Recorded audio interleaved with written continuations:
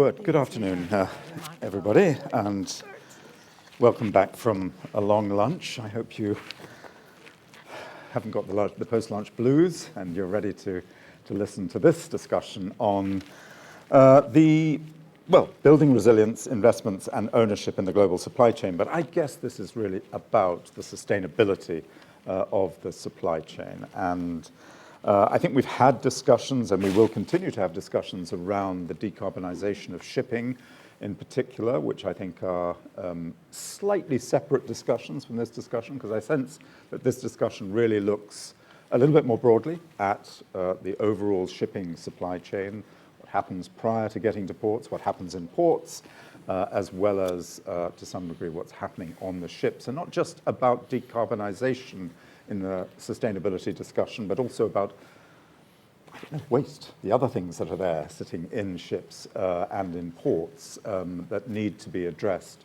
as part of the sustainability question. So it isn't narrowly about decarbonization, I think. At least that's what we hope. So let me introduce the panelists. The panelists right next to me is Ricardo Batista, the policy officer at DG MOVE. Is it MOVE? It's MOVE. MOVE. Oh, good Lord, it's English. Sorry. DG MOVE, the Waterborne Department of the European Commission. And next to Ricardo is Emma Cobos, who is Director of Innovation and Business Strategy for the Port of Barcelona. Next to Emma is Bev McKenzie, Head of Intergovernmental Engagement at BIMCO.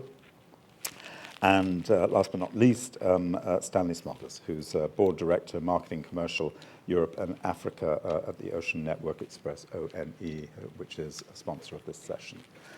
So let's jump in and let's ask the straightforward question. What do we mean by supply chain sustainability, I think? Just to give us a little, everybody give us their answer and their thought around that. Let me start with you, Stanley. Yes, when I heard the topic supply chain and sustainability, I thought, why are people talking about it right now? And actually, this whole topic has been quite hot since 2 years, since COVID, and probably since one incident with a ship being stuck in the Suez Canal, when everybody started thinking, ooh, there's a problem. And actually, that was maybe not so big as a problem. But COVID clearly was a problem.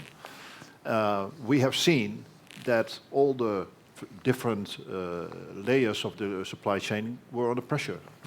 If there's a lockdown, people don't take delivery of the goods that are on the way. So we have seen that ports are being blocked. We have seen that ships are being delayed as a consequence, and so on and so on. We are now going back 2 years or so after the event to a more reasonable supply chain. But then it is about how can we actually make it sustainable in terms of environment. And this is where I think where most of you also come. Can we decarbonize, which is a very important part, both at sea, but also on land? That's what I would say. Well, tell us a little bit about what you think the decarbonization, or rather the sustainability question, looks like on land in relation to shipping. Well, as a container shipping line, we move containers from one port to another. But the container doesn't stop there. It also moves to the inland destinations. What we try to do as a shipping line is, in a port, we try to bundle certain volumes. If you can bundle volumes, you can have trails ride. If you have if you can run trains, you can easily, in most countries, electrify them. So that is assuming that electricity is one in a green way. It's a step forward. We try to triangulate import containers, export containers. With the visibility of today's systems, we can see which customers are based where do they need the containers, where do import containers go, where do export containers go. If you can reduce the number of mileage that on-land trucks can make, you have another gain. Less fuel consumption, which automatically means less carbonization. So Bev, I wonder if you just pick that up and just give us your overall thoughts about this question of sustainability, in particular sort of the sense that it's not just about decarbonisation, but a range of other issues in the supply chain. Yeah, thank you, and thank you very much for the invitation. I think it's really interesting because when I was sent the brief for this session, of course, I went decarbonisation, and I've written down hundreds of notes of everything I plan to say on decarbonisation, and I've sat there all day crossing them out as other people have talked about them. And it raises a really interesting question, which is when you say sustainability, people start thinking decarbonisation. It's just where our brains have kind of have got us to. But it's been really good because I've started now thinking during the day, well, hang on, what are we actually talking about? And you raised the really important point of where we were before and after COVID. And one of the real critical things I think a part of the sustainability long term is where are we getting seafarers from? I mean, seafarers have been mentioned once or twice today in training. Decarbonisation is going to be a game changer for how shipping operates. We know that in terms of fuel, but also in terms of trade patterns, how we think about shipping. It's notoriously difficult and complex. I mean, we've talked about green corridors, but they're very much for liners that go from one point to another. There are ships that on the spot trade that just sit there for a while, just waiting to be chartered, and that's complicated. So we've got this huge, complex picture of getting the right people, and I think decarbonisation gives us this talking point for the broader sustainability, environmental sustainability agenda, which I think in terms of people fits together because COVID made seafaring even more unattractive. Yes, we applauded our seafarers and we made them key workers. Yes, hooray! But they were stranded in ports, and it's not a good PR exercise for an industry. An industry that's going to need people, it's going to need new skills, and it's going to need all the new developments to be done safely, environmentally friendly. So I think it's a challenge, but it's a huge opportunity. So there's that angle of sustainability. And then we think much more broadly, and I can go into lots of details about how we operate more sustainably or more green outside of decarbonisation. That's waste management, how and when we recycle ships, how you get sustainable supplies on board, many, many different challenges. So I think those are all really interesting. I want to come to them if I can, because I think, I hadn't really appreciated that was part of the discussion, and I think you also sensed that wasn't, when you immediately came to the discussion, you didn't sense that was part of the discussion either. But let's come back to those things, and I want to remember that laundry list if I can. It's after lunch, I'm not sure I can, but Emma, if I can come to you, specifically related to ports, what issues are we talking about in relation to sustainability beyond the decarbonisation question? Well, first of all, I think we have to be very proud that the supply chain delivered during the pandemic. That is a fact. But and we showed we were flexible ports and shipping lines and the whole supply chain. But I think that also put the focus on us, which is good, but also shows a lot of mistakes. When I look at supply chain, and I've been in this business for many, many years, I tend to think that instead of supply and demand meeting, they kind of break apart. The consumers want to order something and get it at home 24 hours after. And then if we look at the schedules of the shipping lines, we were having a 70% on time schedule, and now we're going to a 30% on time with a lot of disruptions. Suez Canal, pandemia, yes. So it is very nice to talk about cool innovation, and very expensive as well, and we have to do it. But we also think we have to think about decarbonization, like in terms of multimodality. Train, I know I'm talking about 19th century, but it is a big, huge step, and we have to concentrate on train, especially in Southern Europe, where we have a lot to do. So decarbonization, it's a lot of nice, beautiful new technologies, and the liners, the shipping lines are investing a lot of money with new ships. But I think we also have to look at the old way of multimodality, being more transparent, classical digitization, because I think that needs to still, it's our homework, and there's a lot of room there.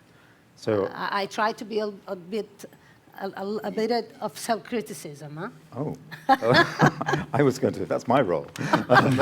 But no, tell us a little bit about the multimodality, I think, because that's interesting, isn't it? Because moving away from carbon non-carbon neutral supply of ships and ports to a carbon neutral supply of ships and ports through other transport methods. It is quite simple, actually, because you need a shuttle service. Yeah. Once a container gets to the port, you don't want a bunch of trucks coming to pick up containers next to the city of Barcelona. Yeah. So what you do is you kind of have satellites of that port into different railway stations where the containers are delivered nearer to the clients. Yeah. So they go there maybe at night, and they don't need to come all to town at the same time when the big guys get here with 20,000 containers at a time. So it might be the old way, but we still have a lot to do that. And then, of course, we have to combine with electrification and blue and green methanol, ammonia, and all that. We cannot forget that we still have a long way to go in other things. I want to come on to the digitization question and ask you all about that in a moment, because the efficiencies created by that could be quite substantial. And electrification, which is an issue that I didn't understand before you explained it to me earlier.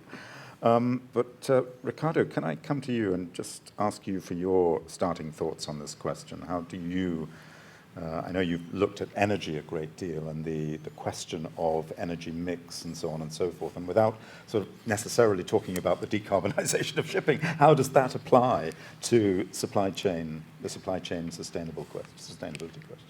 Thank you, Charles. Indeed, I did think a lot about how to start this intervention without mentioning decarbonization once, but then I couldn't find one. and the reason is that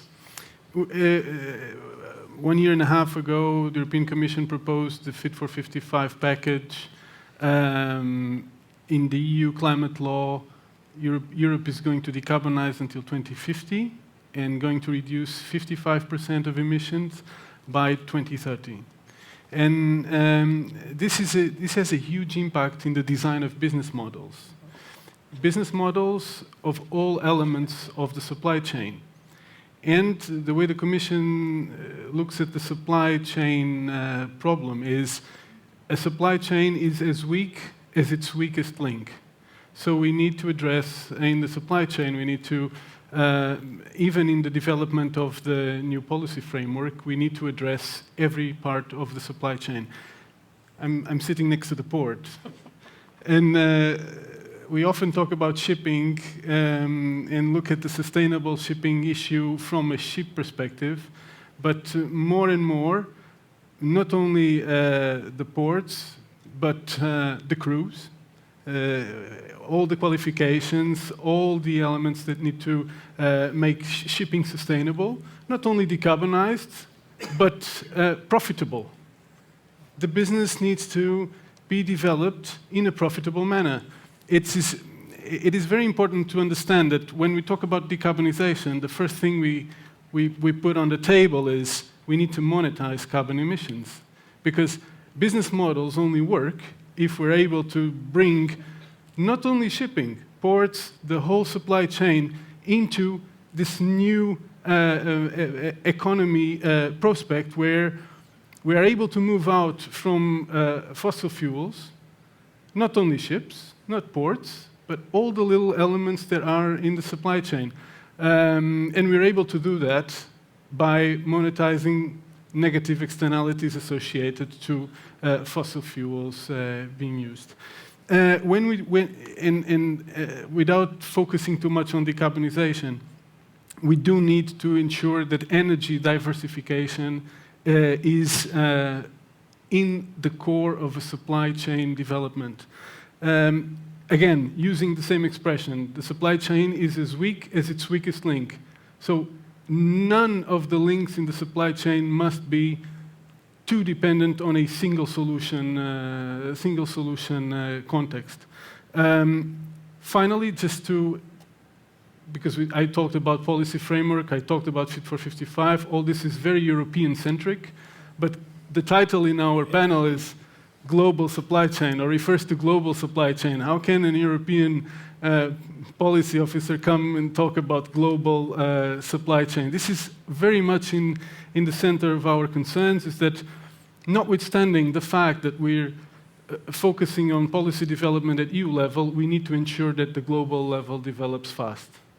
Otherwise, we're left with a discontinuity. And we need to ensure that we don't have discontinuities between the EU and the global policy framework. So level playing field, very important, and the EU is very much concerned with that as well. Thank you, Ricardo. Can I just ask you, when you say energy diversification is, central, obviously not just for decarbonization of shipping, but also for the resilience and long-term sustainability of the supply chain itself. Can I ask you to unpack that a little bit? Tell me what you mean by that. Of course. Despite being a naval architect, I need to look at the port as maybe one of the pivotal key elements of all the sustainability in respect to the supply chain architecture. Ports are electrifying, but not only that. Ports are also developing a range of options for energy, for bunkering, for allowing moving from this spot bunkering sort of market we still have now, mostly based on fossil fuels, moving towards a diversified energy supply context. Not only onshore power supply and shore power for ships, but also for the services that are developed inside the port, so that all the elements in the supply chain may benefit from one way or the other from the energy options that are taken along the way. If you have one of the elements in the chain that is too dependent on one energy option and is not able to move from fuel A to fuel B within a reasonable amount of time, it may create a disruption if there is shortage, lack of availability. So this is an important element. Emma, I can see you nodding in agreement there. Tell us a little bit about that experience as you are living it in Barcelona. When you look at all the new ways of creating energy, if I can say creating energy, I think Einstein would allow it, but let's put it that way. We need to be energy hubs, ports, like Ricardo was saying, but we have no idea how to do it, number one. And very often, the legal framework is not there. And then we need to bet on so many different technology, hydrogen, electrification, ammonia. You have to diversify because we don't know who's going to win. We can kind of think that hydrogen is such a big thing, but when you go deep into it, we feel that it's not very mature, and we have big investments to do. So we diversify. Now, one thing that Ricardo mentioned is that this new global level playing field.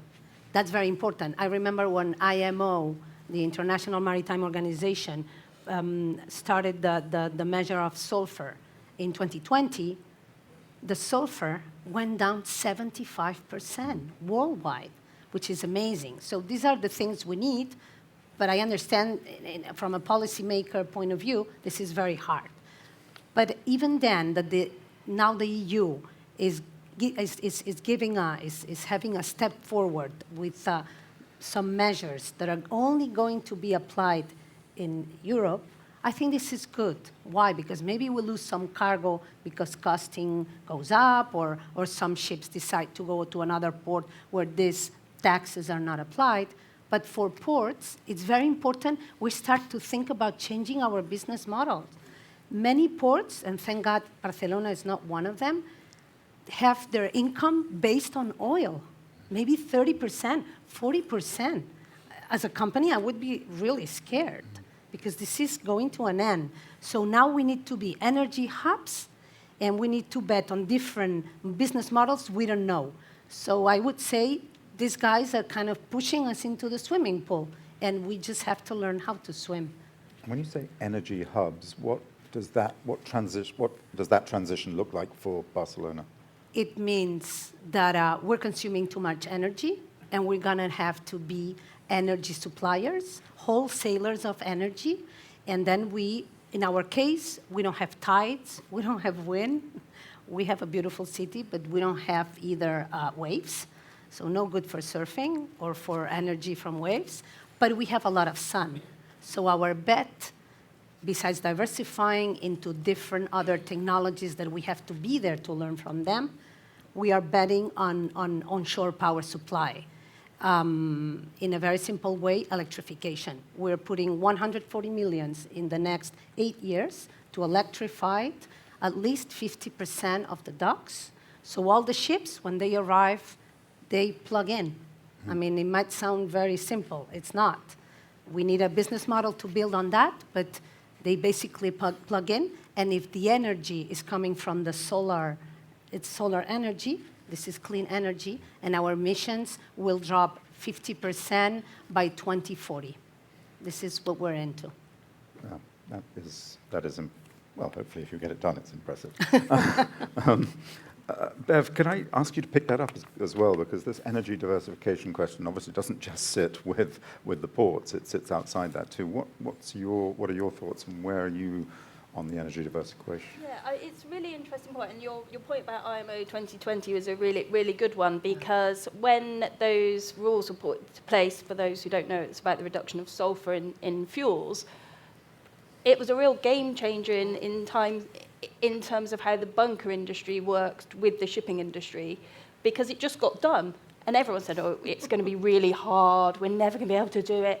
And actually, the regulation, the international regulation, meant it got done. And regulation, is a real big driver. And what actually is a really good lesson from that is the transparency that you get as a bunker buyer, and hopefully you'll agree. You're delivered a delivery note, a certificate that says this is the fuel, there's sulfur content of this fuel, and that gives assurance to the buyer that they're in compliance, and that it's not perfect. We know that because we did a survey. But it's a really good lesson learned of how the bunker industry, who are not represented here today, and the shipping industry should be able to work together, because for us as an organisation, we want the greenhouse gas accounting to be done on a well-to-wake basis. There is no point in decarbonising a ship if the energy you're using to generate the ammonia, for example, is twice as much as you would if you were using a conventional fossil fuel. So for a ship owner, these are hard decisions to make, and some of these fuels for decarbonisation are not net zero. I mean, methanol does not create CO2 when you burn it. What's important is this certification, and this will be very important with the market-based measures, is how this is calculated. You want to have assurance that when you're buying a fuel, what the well-to-wake emissions of that fuel are, not just the emissions of you burning it, because that's a very different decision to make as a ship owner. Ammonia is great because it doesn't produce, there are other things, NOx, for example, but, there are technologies to reduce those. So these are all really important questions, and I think that the transparency we got from the ports and the bunkers on the low sulfur fuels is something that we want to take forward when these future fuels are developed. This assurance that what you're putting in your tank is actually what you think you're getting, and that's going to be a state level, that isn't just a provider of the fuel. That's going to have some global legislation to make that work. But we've done it before, so we can do it again. Transparency obviously is a pretty important issue, not just from the provider of the fuels, but also from the shipping companies themselves. Are you seeing that transparency? And I also want to ask you, Stanley, if you're also, as a shipper, are you actually, providing that transparency. But first of all, can I ask I you both? think, you know, this is very early on. I mean, the IMO work on life cycle analysis and life cycle assessment, very hard to say, is still in its infancy. Yeah, yeah. And when we talk about sustainability criteria, that's a whole different, you know, kettle of fish, you know, when we're trying to build these in. So it's very much in its infancy, but taking the lessons we've learned and getting these structures in place now should, in effect, make it much easier when, you know, when the fuels are readily And of course, the shipping available. industry is a diverse industry as well, isn't it? So there are lots of, Certainly is. you know, there's container ships all the way down to, you know, Yeah. those that are supplying the small ports. But Stanley, Yeah. your thoughts there? No, I mean, I fully adhere to the discussion about IMO 2020 and the low sulfur approach. The good thing is that the industry has shown that it can change and can change very quickly. But there was the big difference then and with the decarbonization and now is the oil companies could produce a fuel type that was better, and machines were, so-called scrubbers were invented that you could put on a ship. It catches the extra sulfur from the air and it is a lot cleaner. Now, you can do that, technically speaking, you can do that also with decarbonization modules. The point is, where do you leave everything? Yeah? First, the fuel. Producing the fuel in significant quantities is very difficult. So what you see now is that some individual companies are already looking at producing or buying ships at an alternative fuel type, but they also have to arrange for the fuel itself. It's not that you pump a new fuel out of the ground. Actually, you have to use maybe agricultural land for it. And that is in itself already a challenge. You can actually, there are scrubbers to take carbon out of the air, and then what are you going to do with it? You cannot put it on a ship. So there are quite some challenges ahead. But having said all that, you know, I'm very confident that things will improve. Also as an industry, and those who may know or may not know, is the last 2 years have been quite good for the container shipping industry. But what has also happened is that a lot of the shipping lines have been ordering a lot of new ships. And that is a very important event in the sense that they order the ships now, or in the last 2 years, because they have to replace those ships that are much older. So simply the replacement of a ship by a newer vessel will already save significant in fuel consumption and with that in carbon exhaustion. So that is one thing.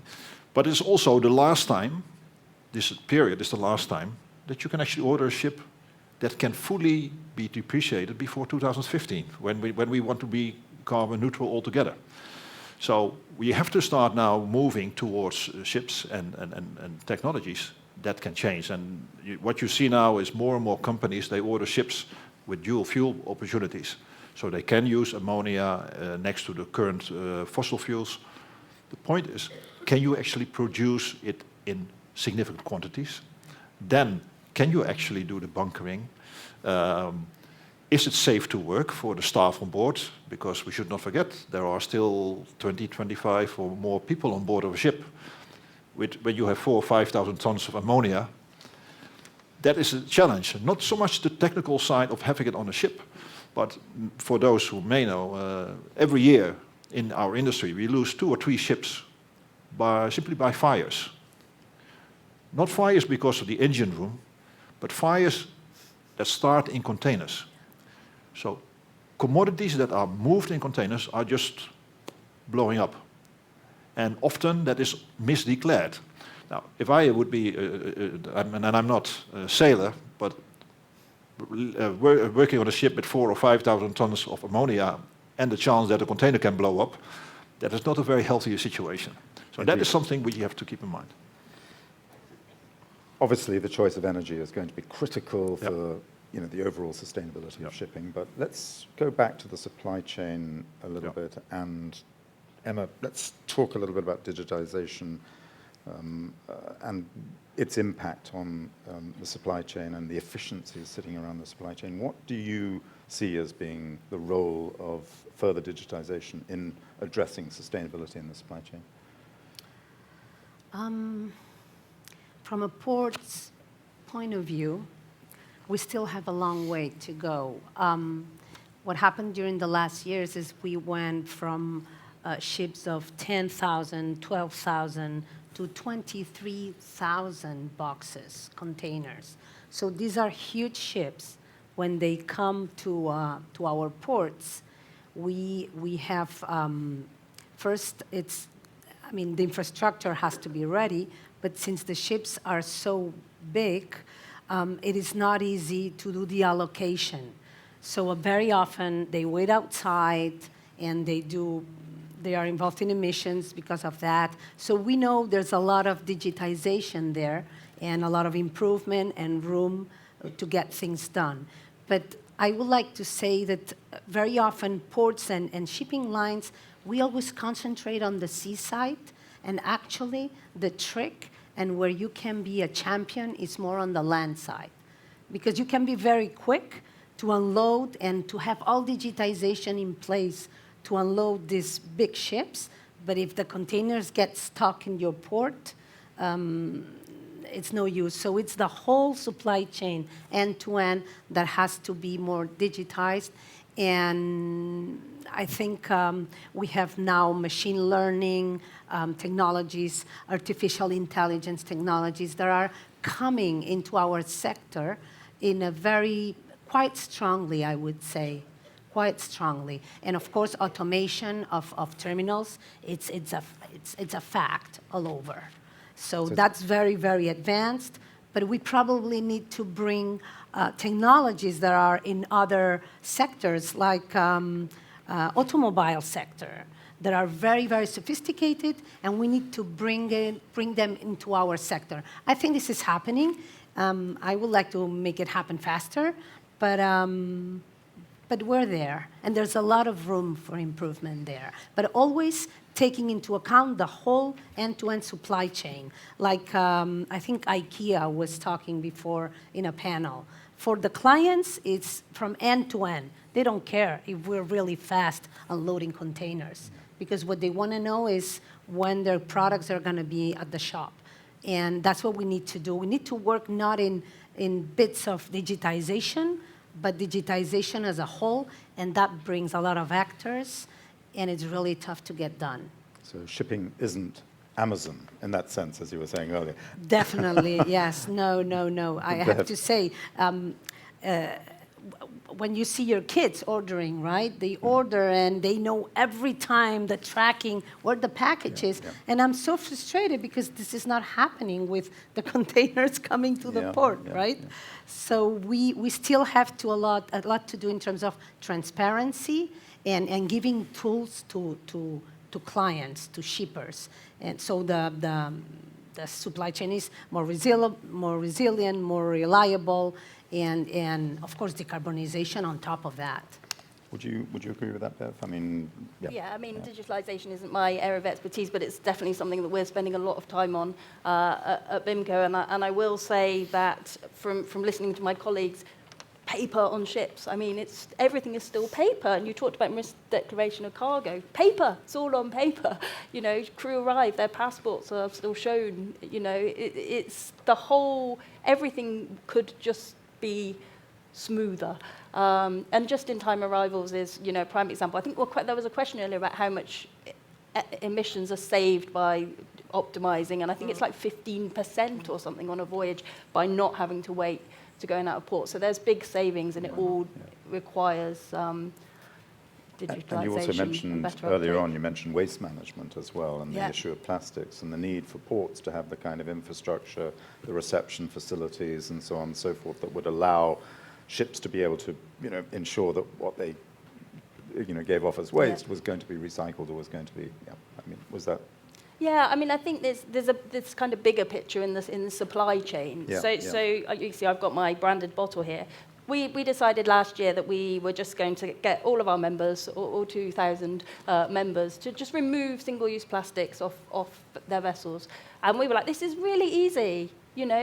These systems exist. Everyone is going to install a drinking water fountain on board their ships, and we won't need them. Well, of course, there were so many problems to something that there's a solution for many different reasons, crew safety and welfare. You know, there are a lot of seafarers that come from countries you wouldn't dream of drinking the tap water, for example. But also the supply side meant in some places you could only get the plastic bottles or in certain things. So there's a big supply chain issue there. So then we were like, well, if you can't get rid of them, I mean, a lot of our companies have got rid of most of them, then what do you do with them? And it turned out that, you know, we'd have people send us videos of them separating the waste beautifully on the ship, as is required under MARPOL, getting to a port and seeing it thrown onto a barge and mixed together, which is, as a seafarer, you can understand, you know, they've put a lot of effort into doing everything right. But what you then don't know is actually that barge is taken off somewhere and then they separate it again and recycle it in a lovely way. I mean, in an ideal world, that's where we'd like to be. But I think it's just a fact that actually countries are not recycling. There's going to be a lot of circular economy, plastics, talks, I think, and it's a frustration for our members. Our members are calling on us to say, right, tell us which ports we can discharge our plastic waste specifically. There's other types of waste, of course, where we know actually there's going to be a high recycling rate. And how do we tell them that information? Who has it?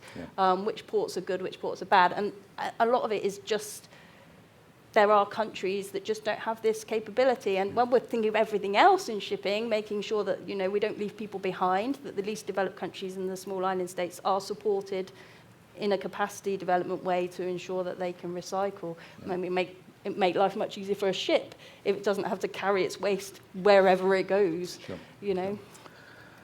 We've got a few minutes left. I wonder if there are questions from the floor about this wide-ranging discussion on supply chain sustainability. A quick question, please. Thanks. Friedrich Katoa, former ambassador, law of the sea and other things in German government. I have a question from my older experience. I didn't hear anything about port state control because when I was looking after all this in negotiations, most of the ports didn't have the inspection units and so on. So if you want to keep shipping in line with the rules and regulations, you have a minimum of control necessary, and you need the competence on personnel and tools and so on. Okay. Port state control, sir. I'm sorry, I didn't understand the question. Port state controls to oversee the... That ships are in line with standards and so on.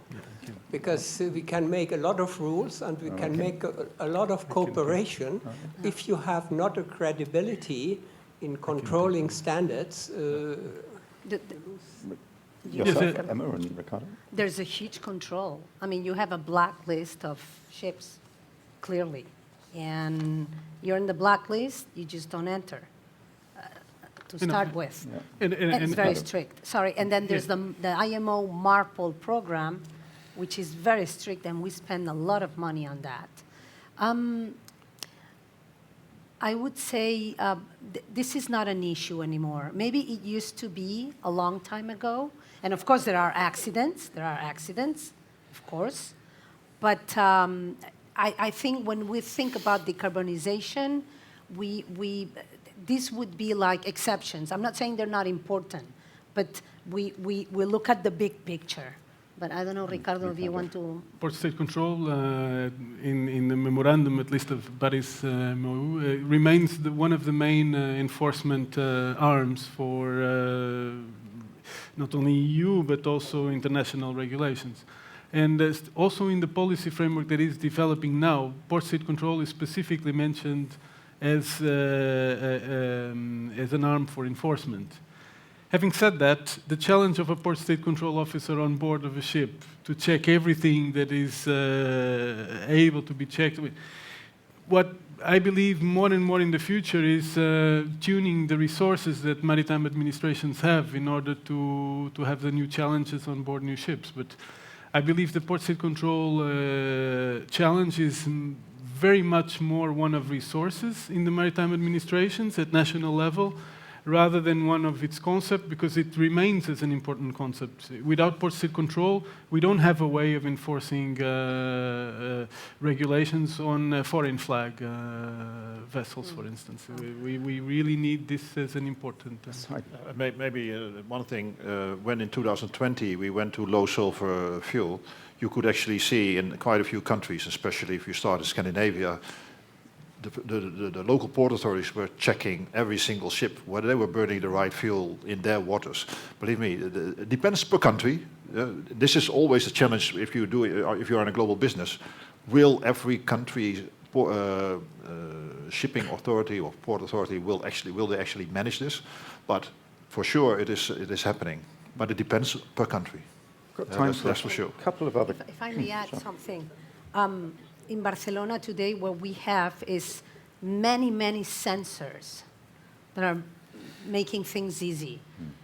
In the water, in the air, all the port has sensors. So any slight difference, any increase, we know immediately, besides the ship's control.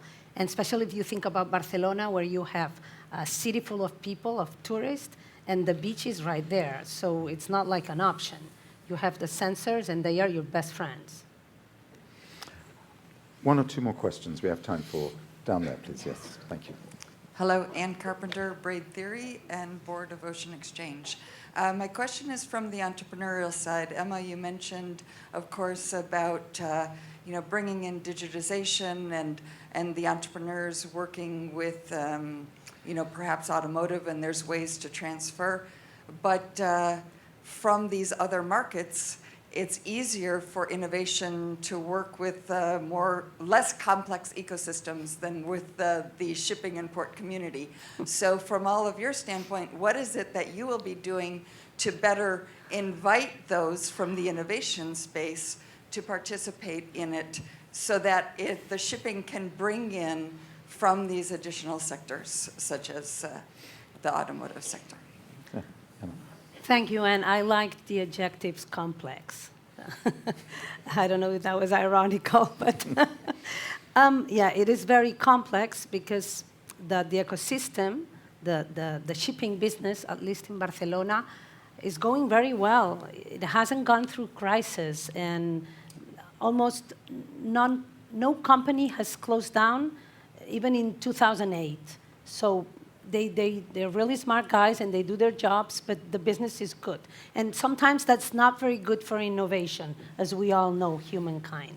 So, and then we have a legal framework, at least in Europe, that is very, very tough for ports to push innovation. So we kind of tried to be creative, and we did two things. We have a fund that is for all ports of Spain, with our funds from every port. A percentage of our income goes there. And then we give grants, but grants of 1 million euros for a commercial project on digitization or maybe protecting biodiversity. Very wide. It has to be a benefit for the port. And the pilot has to be done for us, for Barcelona, in our port. Each port has its pilot. And then we give grants. And this is grants. It's not like financing. It's grants. That's very unique, I think, in the whole Europe. This fund last year was 12 million euros. This year is 18 million euros. So it's not bad. And the second creative thing we came up with is we created a private foundation.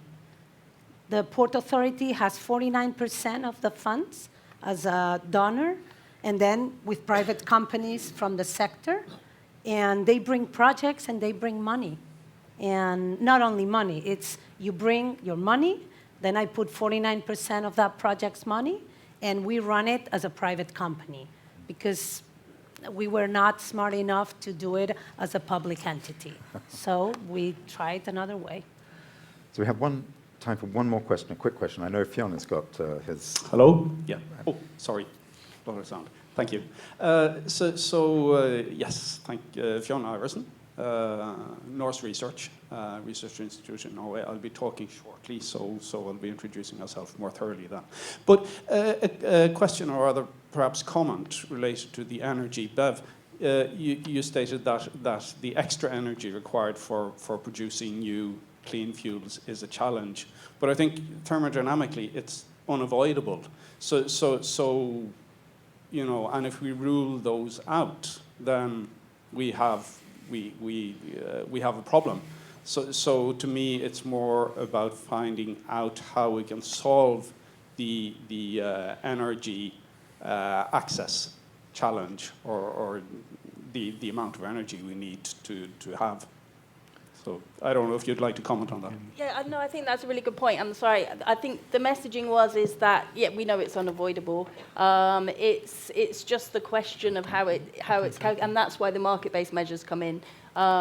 Yes, it is. You might have higher emissions on a well-to-weight basis whilst we are, while we don't have blue hydrogen at our fingertips. But that accounting is what's going to be important. What we don't want to do is generate more carbon emissions overall for the planet, basically. Okay. For decarbonization of shipping and the Fuel EU is life cycle based, well-to-wake based. Renewable and synthetic fuels will play a major role in the future. These require a lot of energy, of course, but they are scalable. One of the issues is, in respect to the Renewable Energy Directive revision that is ongoing, that there is additionality of electricity to be put in place for the production of these new fuels, that there is no competition with household electricity, and there is, of course, the sustainability of the carbon that is used. So these are two avenues that are currently very important for the sustainability of the renewable and scalable future fuels. I agree. There's no way of going around the fact that thermodynamically, we just need to put on a lot of energy because we lose in the efficiency of production, we lose in the efficiency of energy conversion on board the ship. So altogether, there's a lot of efficiencies to take into account. But indeed, as long as we are not competing with energy for households and we're able to put in place the necessary renewable electricity production, I think it's a very good point. Well, that is a nice segue to the next session. Thank you to my esteemed panelists, to Ricardo, to Emma, to Bev, Thank you, and Charles. to Stanley for their comments and their insights. We didn't manage to get to the end of life of ships and various other things that are absolutely part of the sustainability discussion, but thank you all very much indeed. Thank you. Very good.